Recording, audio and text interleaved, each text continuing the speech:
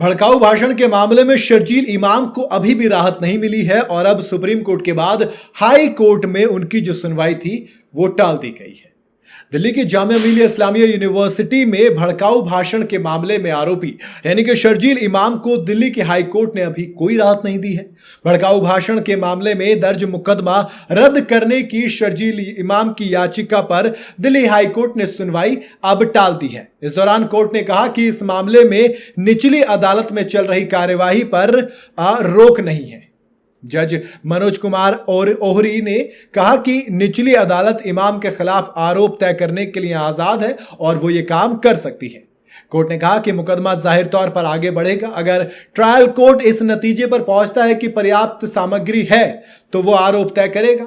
Court ने यह टिप्पणी तब की जब शर्जील इमाम द्वारा भारतीय दंड संहिता की धारा 124A और 153A के तहत देशद्रोह और नफरत फैलाने वाले भाषण के आरोपों को रद्द करने की मांग वाली याचिका पर सुनवाई के लिए हाईकोर्ट गई थी।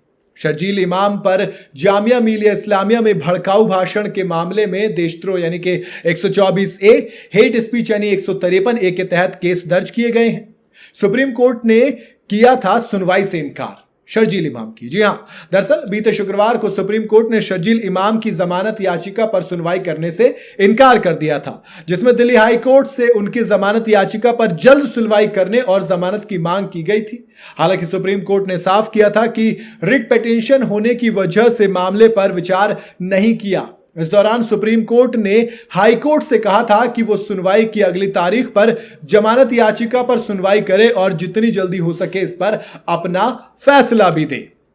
अब भाई कहानी कहां से शुरू होती है। जेएनयू के स्टूडेंट रहे शर्जील इमाम को जनवरी 2020 में बिहार के जहानाबाद से गिरफ्तार किया गया था। उन पर दिल्ली के जामिया और अलीगढ़ मुस्लिम यूनिवर्सिटी में भड़काऊ भाषण देने का आरोप लगा है। इमाम पर देशद्रोह और यूएपीए यानी कि गैर कानूनी गतिविधियों एवं रोकथाम अधिनियम के तहत मामला चल रहा है। दिल्ली दंगे के दौरान 53 लोगों की मौत हो गई थी, जबकि 700 से ज्यादा लोग जख्मी हो गए थे।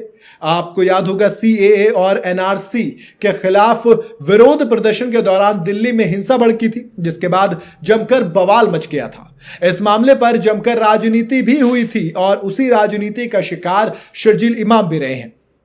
खैर, शर्जील इमाम उस मामले में राजनीति की वजह से अंदर गए और अब आलम यह है कि शर्जील इमाम पर भी राजनीति होती है। लेकिन एक चीज आप देखेंगे कि जो मेन पॉलिटिकल पार्टीज हैं बड़ी बड़ी यानी कि आम आदमी पार्टी हो, कांग्रेस हो, वो दोनों के दोनों शर्जील इमाम से बचती हुई नजर आती हैं। भले से आप कितना भी लेफ्ट विंग की तरफ कहिएगा, लेकिन ये दोनों ही पार्टी शर्जील इमाम से अपना रुख पलटती नजर आती हैं। दूसरी तरफ आप अगर बात करेंगे कई सारे इंडिविजुअल जो कि आप कुणाल कामरा टाइप वाले लोग मानेंगे, उस विंग को अगर देखेंगे तो वो लगातार शर्जील इमाम की बात उठाता है। वो कहता है कि उमर खालिद और शर्जील इमाम लंबे अरसे से जेल में है, उनको कोर्ट जमानत तक नहीं दे पा रहा है, जबकि कई सारी चीजें अभी पेंडिंग है। बहरहाल जो भी हो, हाई कोर्ट का मामला है, कोर्ट तय करेगा क्या होगा क्या नहीं। आपको कोर्ट की इस राय से आप कितने सहमत हैं, मुझे अपनी राय कमेंट में जरूर बताइएगा।